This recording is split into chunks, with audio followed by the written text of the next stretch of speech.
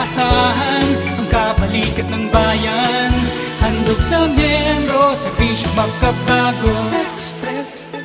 Mabuting araw po, Miss Janina, at mabuting araw po sa ating lahat, mga attendees natin ng Eskwela Webinar Episode 7. Nasa 542 attendees na pala tayo. Medyo marami-rami pala. So ngayon,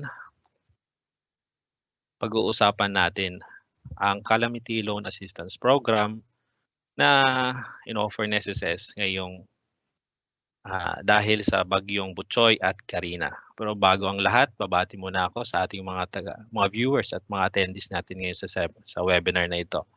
Kung meron mang mga galing sa Visayas at Mindanao, maayong buntag na ninyong tanan diha. Kung may mga wari-wari friends din tayo dyan, maupay naagahay yung tanan. So, nandito ngayon tayo para pag-usapan ng isang napakahalagang programa na naglalayong suportahan ang ating mga kababayang nasalanta ng bagyong Butchoy at Karina. Alam nating lahat na likas sa ating mga Pilipino ang pagiging matatag at resilient. Maraming bagyo at sakuna na ang ating pagdaanan at sa bawat pagkakataon, nagkakaisa tayo at nagtutulungan. Ngunit, gaano man tayo kalakas, minsan kailangan din natin ng tulong, lalo na sa harap ng mga agarang pangangailangan dulot ng kalamidad. Dito po, papasok ang SSS Calamity Loan Program. Ito ay idinisenyo upang magbigay ng mabilis at mahalagang tulong pinansyal sa ating mga miyembro na apektado ng sakuna tulad ng bagyong Karina at Butchoy. Ngayong araw, talakayin natin at ang layunin nito ay mas siguro ang bawat miyembrong nangangailangan ay makakaalam ng suportang available sa kanila at ma-access ito ng walang anumang abala. Samahan ninyo kami sa ating diskusyon ngayong araw. Ito po ang aming presentation. Share natin para mas lalo tating ma-discuss detail yung bawat bahagi ng Calamity Loan Program.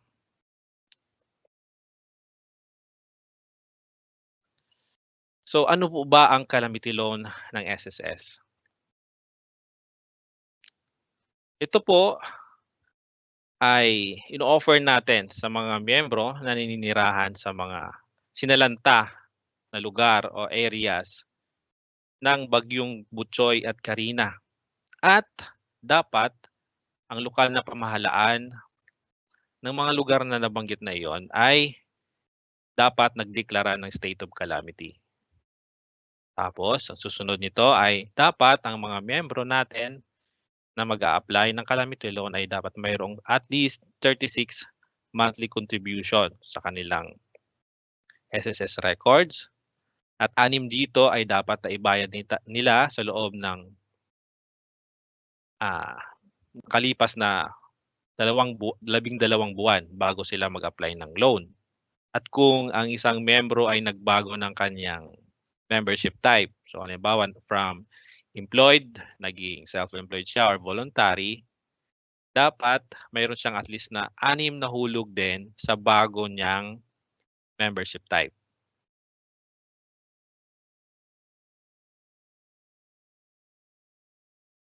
Ano-ano naman po, kasi may nakita akong question kanina agad, kasama po ba ang Zamboanga? So ito, pag-uusapan natin kung ano-ano yung mga covered areas ng Calamity Loan Program na typhoon, tropical cyclone, Butchoy and Karina. Ang mga kasamang lugar nito ay NCR, Region 3, Calabarzon, Mimaropa, Region 11 at Region 12. So sa NCR, kasama dyan Caloocan, Las Piñas, Makati, Malabon, Mandaluyong, Manila, Marikina, Muntinlupa, Navotas, Parañaque, Pasay, Pasig, Pateros, Quezon City, San Juan, Taguig, Valenzuela.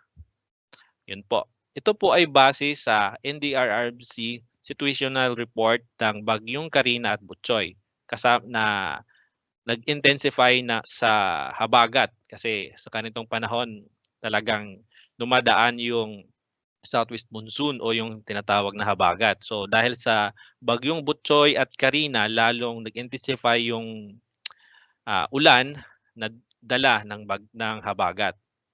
So base doon sa NDRRMC report, yung mga nabanggit na mga lungsod ng NCR ay kasama po sa mga puwedeng mag-apply. Ang mga miyembro na naninirahan doon ay puwedeng mag-apply ng calamity loan. Tapos sa Region 3 naman, Bataan, Bulacan, Pampanga, yun. Yun po yung kasama. Itong Pampanga recently added lang 'to, kasi bago lang sila issue ng resolution. Tapos hindi kasama pala diyan, may bagong update tayo. May naisama na po natin ang Region 1, ang La Union, particularly po ang Bawang. So, bago lang din niyang in-update. So, ang SSS po, 'pag may nagdedeklara na mga lugar sa Pilipinas patungkol sa Bagyong Butchoy at Carina, 'pag nagdeklara silang state of calamity at nai-publish ito sa NDRRMC website kung saan doon po kami kumukuha, doon po kami nagbabase, ay maiisama po sila sa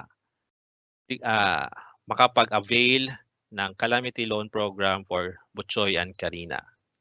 Sa Calabarzon naman po, ito po ang mga nagdeklara ng state of calamity: Cavite, Batangas, at Rizal. So, kung may mga kasama man tayo dito sa eskwela na or may mga kaibigan or mga kilala tayo na sa mga nabanggit na lugar, pwede niyo silang sabihan na available na po ang loan program for calamity sa mga lugar na ito.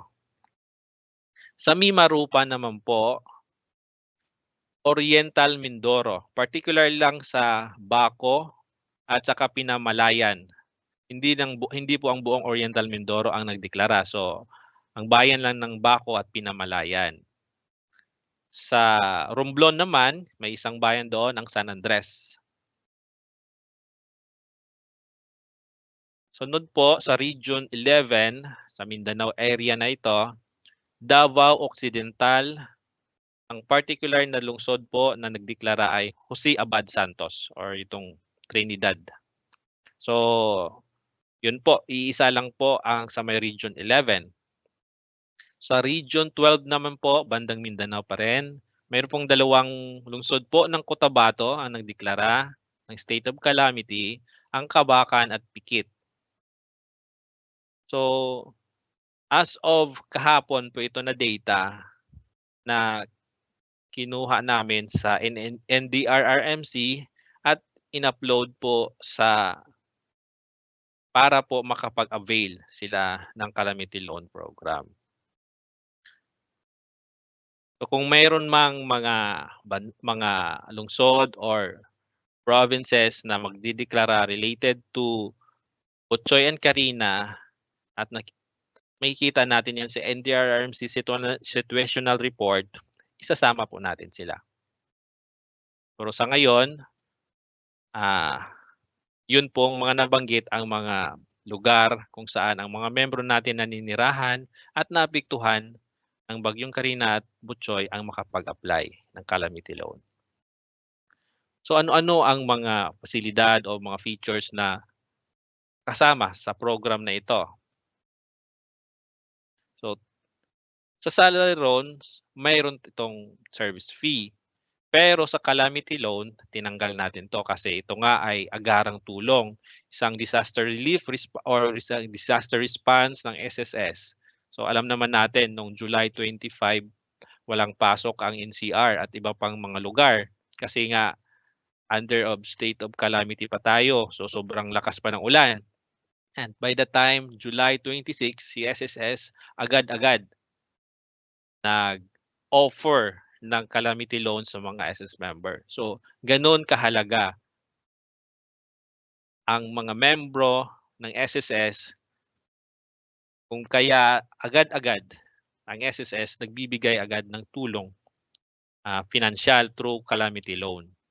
So, tapos ito po ay nananatiling nasa interest rate na 10% per year or per annum. So kung titingnan o ikukumpara natin ito sa mga loans sa merkado, sa public man or sa bangko man or sa mga tinatawag nating mga fly-by-night na mga nagpapautang. So tayo sa SSS po ang isa sa may pinakamababang interest rate. So ito po ay diminishing pa. So ibig sabihin pag nagbabayad ka regularly sa monthly amortization mo, paliit ng paliit ang magiging interest charge in amount mo. Pero yung interest rate is ganun pa rin. 10% pa rin. Ang amount na babayaran mo ay liliit kasi liliit yung principal balance mo. Every time po nagbabayad kayo ng amortization. So pag tinipag tayong magbayad, sabihin pag mayroon tayong extra na pera at nais nating matapos agad yung loan natin sa SSS, yung sa calamity loan para hindi na tayo magkaroon pa ng alalahanin, so pwede tayong magkaroon ng excess payment. So kung mayroong excess payment tayo more than doon sa monthly amortization, ito ay i-apply natin sa outstanding principal balance. So since diminishing siya, ibig sabihin paliit ng paliit yung babayaran mo na interest, lalong liliit ang interest mo na babayaran sa susunod na payment. Kasi nga, diretso siya i-apply natin sa principal balance pag mayroon kayong advance payment or excess payment. Ngunit, kapag nakalimutan or minsan napabayaan natin yung monthly amortization natin or minsan kasi naiintindihan naman din ni SSS na may mga employee na nagpapalit ng employer due to any reasons. So minsan nagkakaroon ng gap. So during that time na may gap, pwede natin yun bayaran personally. Pwede naman tayong mag-access sa my.sss account natin, mag-generate tayo ng PRN at bayaran natin sa personally. Kasi wala tayong employer that time kasi naglilipat pa lang tayo, naghahanap or in the process pa yung first salary natin or pinaproseso pa lang yung unang sahod natin for the new employer. So by that time, medyo minsan natatagalan dahil sa pagpoproseso ng mga dokumento or may mga proseso pang pinagdadaanan. So aabot minsan ng higit sa 1 buwan yung pagiging gap. So pwede nating bayaran para maiwasan natin yung penalty, which is 1% per month. So maliit lang siya pero pag nag-accumulate yan, mas lalong bibigat po ang pagbabayad natin. Para po ma-avail natin ang calamity loan, maliban dun sa nabanggit ko kanina na about sa contribution at dapat naninirahan ka doon sa lugar kung saan sinalanta at nagdeklara ng state of calamity, dapat hindi rin ang membro ay hindi rin na-granted na or na-approve yung retirement, yung mga final benefit niya, retirement, total disability, mga ganon. Kasi once na-claim mo na yung final claim mo, tawag nito final claim na. Ibig sabihin, ito yung pinakahuling benefit mo na makukuha kay SSS.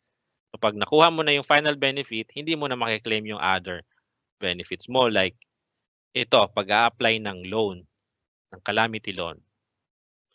Tapos pangalawa, dapat registered tayo sa SSS website. So ito talaga ang isa sa pinakamahalaga.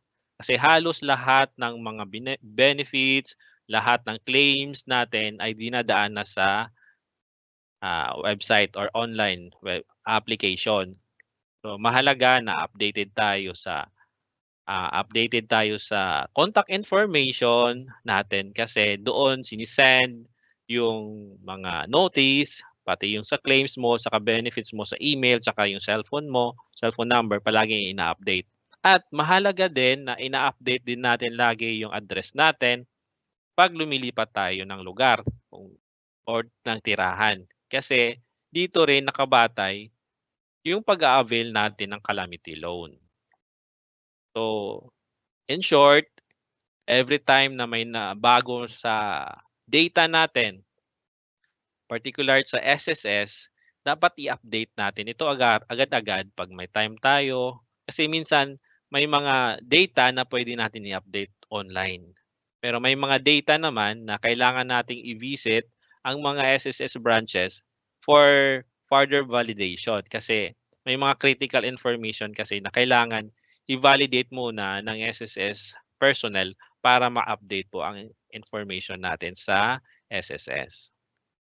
Pangatlo, dapat wala po kayong past due sa mga existing loans ninyo kay SSS. Ano bang ibig sabihin ng past due? Past due, pwede rin siyang sabihin na delinquent or delinquency. So, ano-ano ba tong past due or delinquency? So, ibig sabihin, mayroon kang at least 3 na hulog or amortization na hindi nabayaran. So, 3 or more na missed payment sa loan, mako-consider na past due yung account nyo.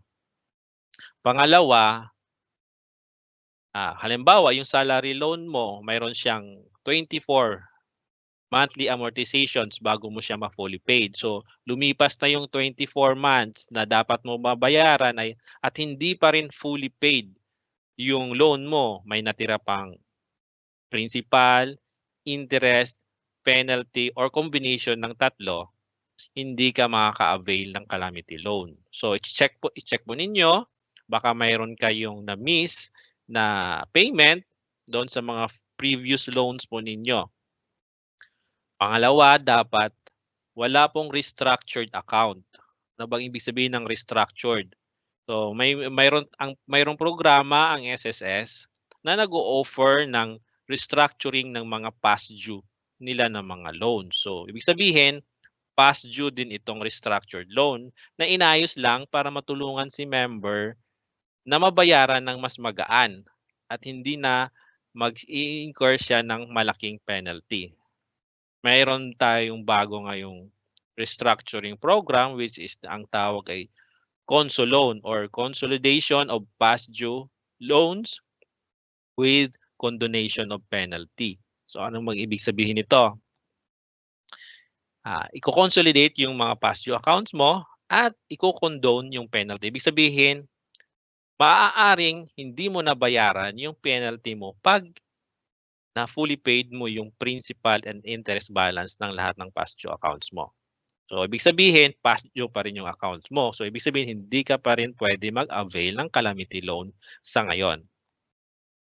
At ang pangatlo po, dapat wala din kayong existing calamity loan assistance program na loan. So, ibig sabihin, kasi mayroon tayong in-offer nitong mga nakaraang taon na calamity loan program. So kung hanggang sa ngayon, mayroon pa rin kayong calamity loan program maliban nitong Karina at Butchoy, hindi rin kayo pwedeng makapag-avail ng calamity loan for Karina and Butchoy. Na-discuss natin kanina na ang kahalagahan ng pagkakaroon ng My.SSS account sapagkat dito po natin i-apply ang calamity loan for Karina and Butchoy. So, lahat tayo dapat mayroon ng My.SSS account sa ngayon. Kasi kung wala pa, yun muna ang asikasuhin natin para ma-avail natin itong calamity loan. At hindi lang ito, pati yung pag-uusapan mamaya.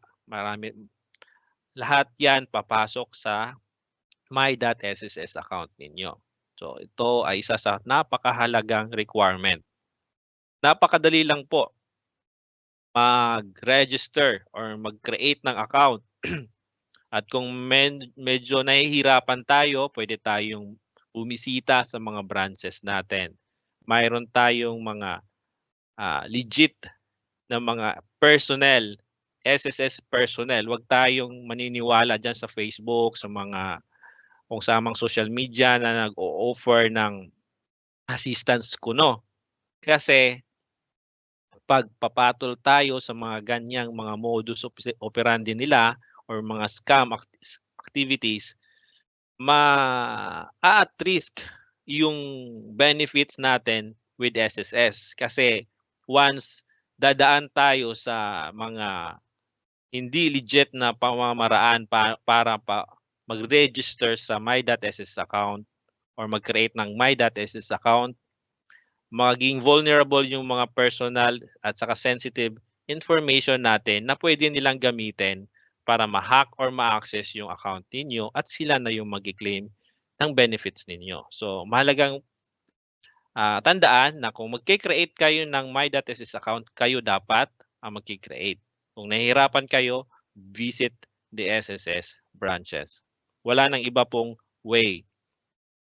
Kasi pag lalapit kayo sa iba, ako, sayang yung pinaghirapan yung pinag-ipunan yung hulog. Okay, so ngayon, magna-navigate tayo. Basic lang navigation dito sa website sa My.SSS. So ito ay isang sample lang na kung paano natin hanapin yung loans or yung calamity loan. So pagpasok natin, so lalabas yung screen, home screen. Mapupunta kayo dito sa home screen banda. Dito pa kayo. So ngayon, pipindutin nyo itong loans, itong panglima from the left side. So from home, itong panglima na header or tawag nito ay menu, loans. Pag hover nyo or ibig sabihin, pag i-mouse over nyo yun dyan, yung itutok nyo yung mouse dyan, lalabas yung apply for calamity loan. So pag lumabas yung apply for calamity loan, pipindutin nyo at mapupunta na kayo sa ganitong screen. Pag kayo po ay eligible. Pag hindi naman po kayo eligible, mag-apply ng loan, lalabas po dyan ang notice of rejection.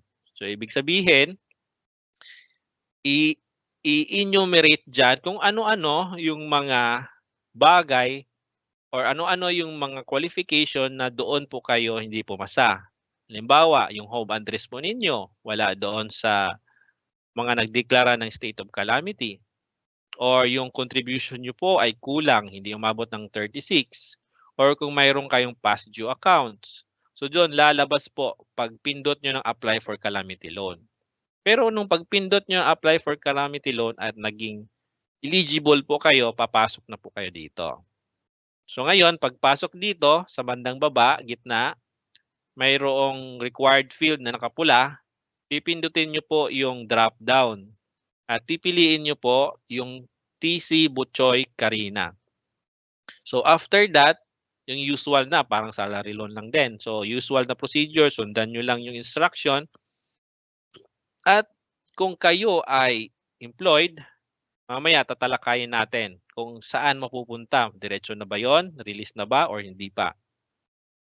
So ito, after mag-apply, pag employed ang nag-apply ng calamity loan, isi-certify muna yan ng kanilang employer. Bakit kailangan i-certify ng kanilang employer? Pero bago ko sagutin yan, ito muna.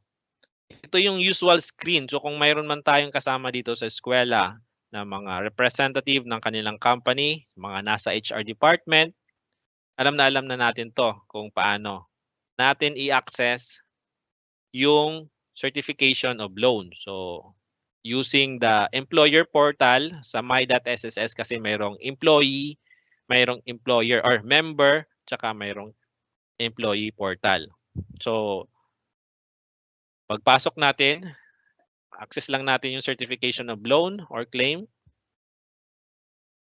Tapos dito, ititik lang yung checkbox ng representative ng company or ni HR. Usually si HR yung, kung malaki yung company, si HR yung nag-approve dito or nagsi-certify. Kung maliit lang naman, usually si owner din. So isi-certify niya, pwede siya mag-certify, pwede din siyang hindi mag-certify. So, bakit pwede siyang hindi mag-certify? Kasi responsibilidad ng mga employer na masinop na yung nag-apply ng calamity loan ay recently employed ng kanilang company. Pangalawa, kaya pa ng net take-home pay ng isang employee yung magiging deduction niya sa monthly amortization niya sa calamity loan. So kung hindi siya mag-qualify, kahit isa man lang dyan, pwedeng hindi i-certify ng employer. So kung mga nagtatanong, pwede bang hindi i-certify? Yes, pwedeng hindi i-certify ng employer as long as mayroong isa dito ang hindi papasok.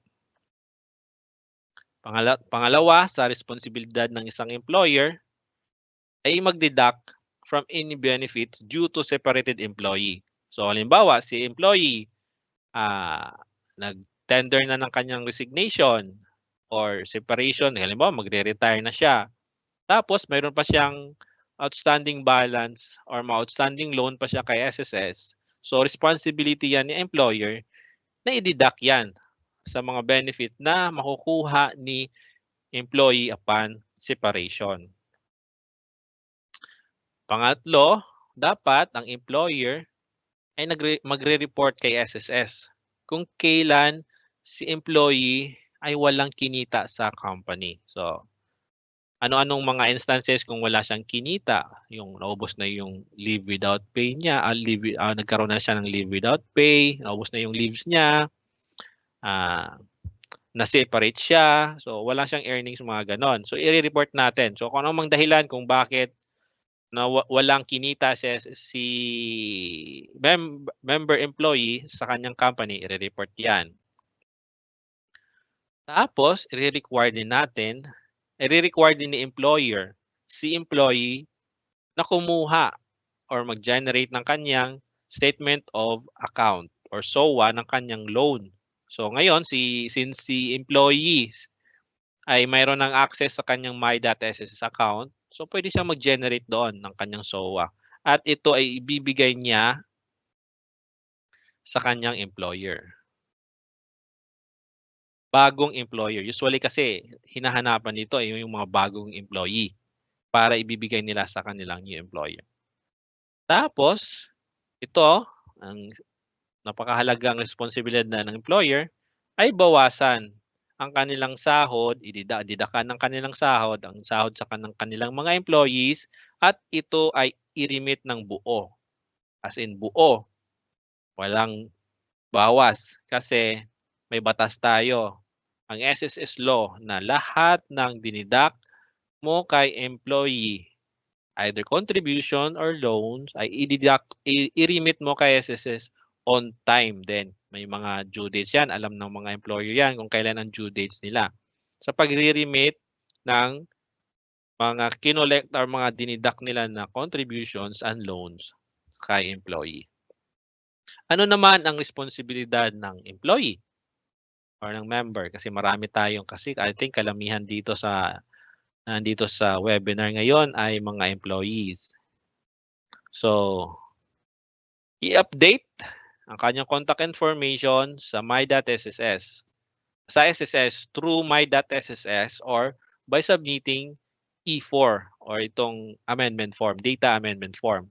Sa pinakamalapit na SSS branch. Bakit mahalaga ito at responsibilidad? Kasi lahat ng benefits na kay SSS kailangan ng updated contact information. Kasi kung hindi, malaking possibility na magkakaroon ng delay kasi minsan hindi na pala updated yung email address mo, hindi na pala updated yung contact information, yung cellphone number mo. So pag i-notify ka ni SSS kung magsisend siya ng confirmation, hindi mo marireceive. Or tulad nito sa bagyong Karina at Putsoy, kung hindi mo in-update yung residence mo or yung address mo, kung nasa Visayas ka pa, pero matagal ka na pala dito sa Manila, at ngayon nasa lanta kayo ng bagyo. Kaso hindi ka makapag-apply kasi nasa Visayas pa yung address mo. So, mahalaga yan. Every time na nag-change tayo ng contact information, ng address, or anything, any information natin na may kinalaman kay SSS, dapat i-update natin agad-agad para hindi tayo magkaroon ng aberya sa pag-process ng benefits.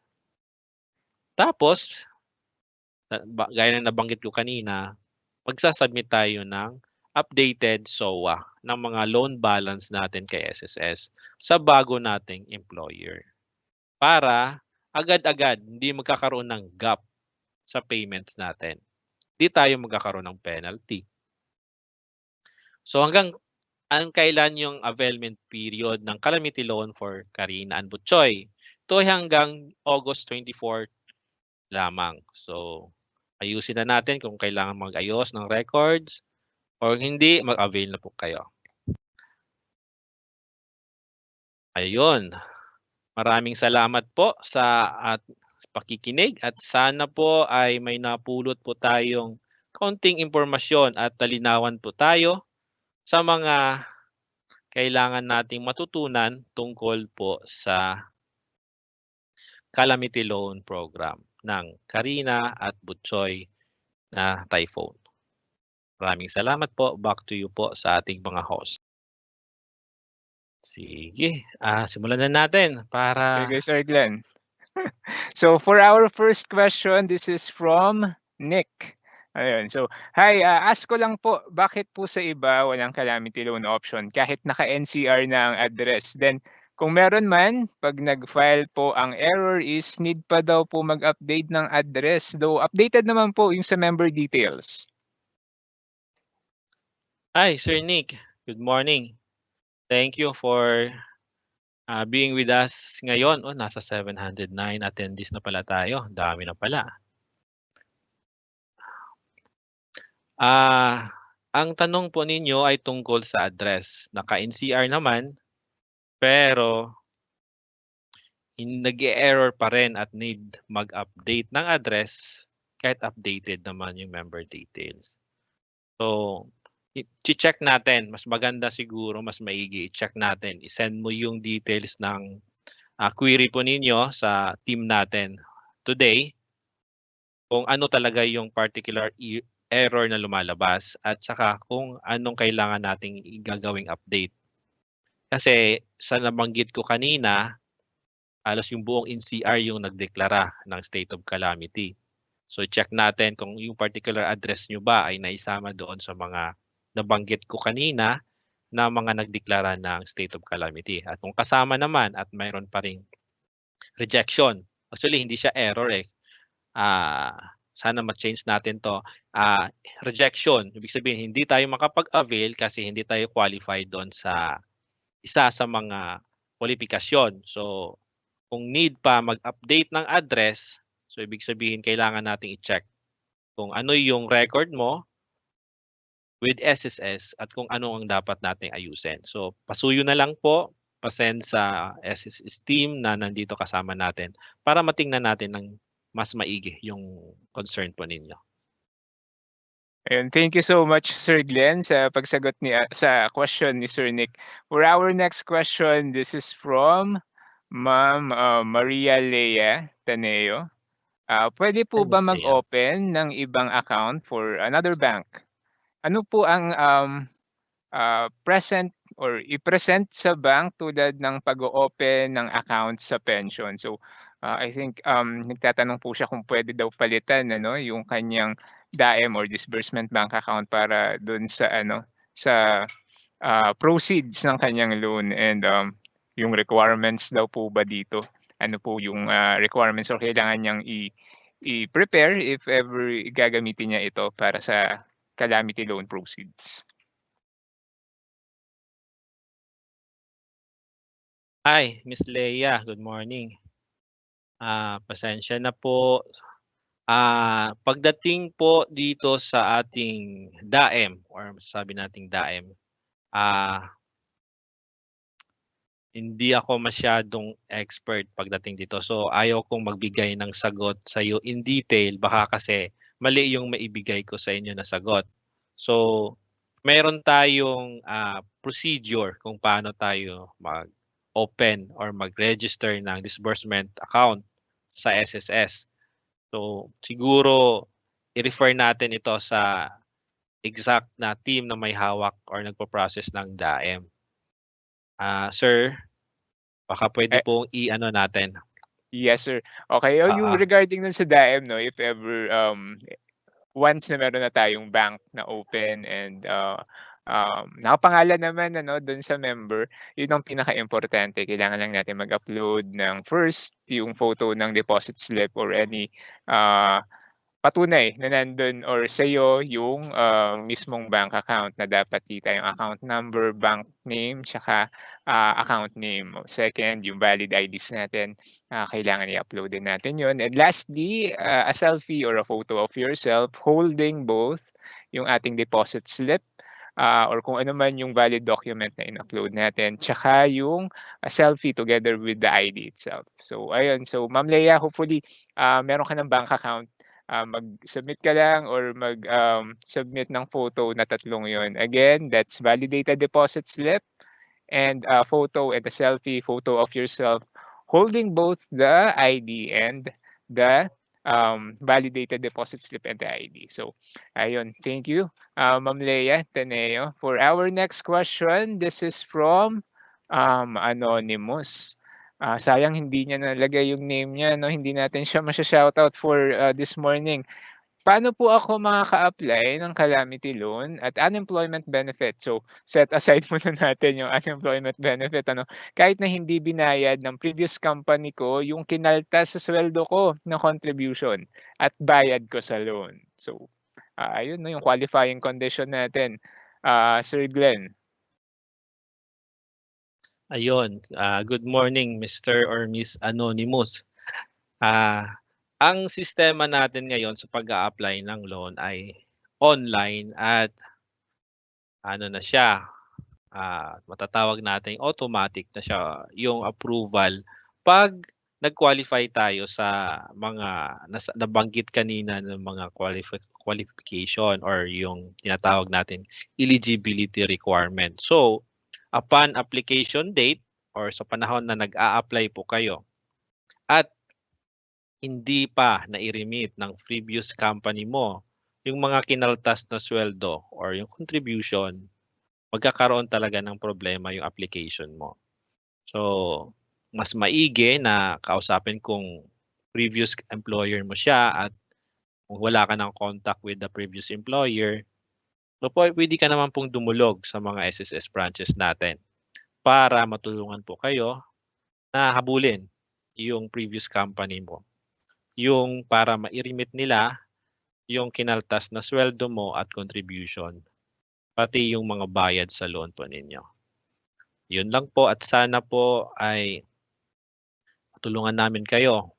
So punta po kayo agad sa mga SSS branch natin. Mayroon tayong mga account officers kung saan po may hawak doon sa company or sa previous company po ninyo para po may report sila at matulungan po kayong may ipa-post or may pa-remit na po yung mga kinaltas na deductions ng loans at ng contribution. Sana po nakatulong kami sa inyo, Sir or Miss Anonymous. And thank you so much, Sir Glenn, sa pagsagot sa question ng ating anonymous participant. Ano? Mga ka-eskwela, don't forget to indicate your name para ma-shoutout namin kayo ano, ngayong umaga. So for our next question, this is coming from Maika. Once separated ka na kay company at maghuhulog ka as voluntary, need pa bang bayaran yung 6 months in advance or kailangan monthly to, no? At take effect lang yung 6 months. Same policy po ba siya? Katulad nung sa salary loan or magkaiba lang na kailangan may 6 months na contribution with the current membership status, Sir Glenn? Yes, very nice question, Miss Mika, I think.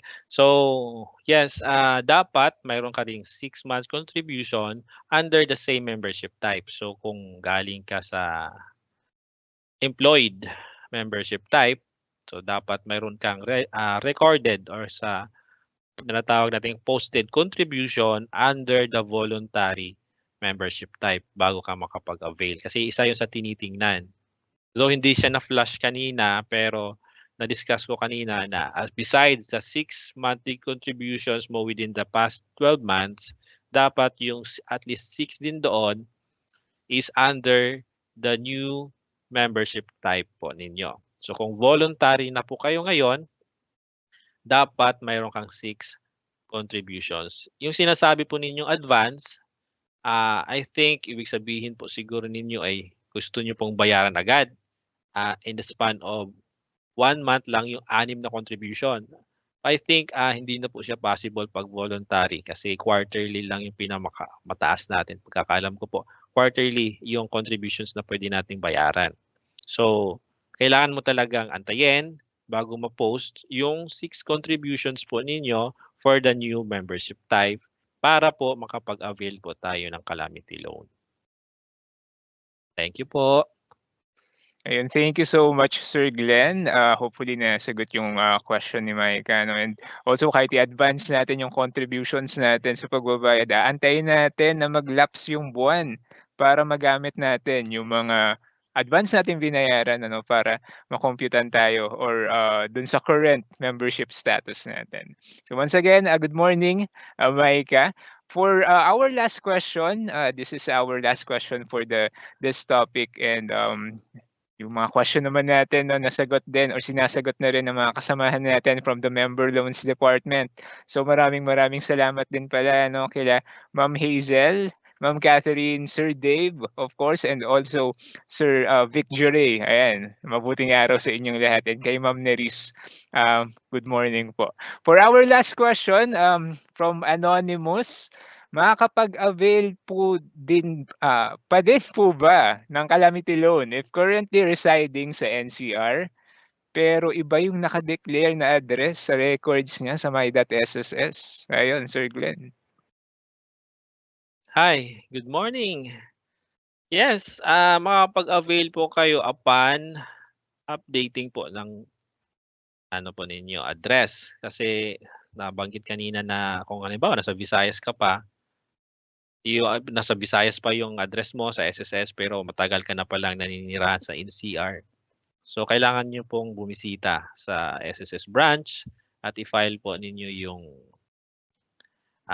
data amendment form or yung E4 with proof po of residence na nandito na talaga kayo sa NCR nung panahon na ikaroon ng bagyo na Karina at Butchoy para po ma-update yung address ninyo. Or mayroon naman pwedeng valid ID, pwede billing. So pwede po ninyong gamitin yon para ipakita sa mga SSS employees natin sa frontline para ma-update po. Pwede po ninyong i-attach nyon sa E4 po ninyo. So after na-update po yung loan, pwede na po kayo ulit mag-try, mag-apply. Provided po na sa ibang mga eligibility requirements ay pasok po kayo. Thank you po. Maasahan ang kabalikat ng bayan. Handog sa miyembro, serbisyong makabago. Express.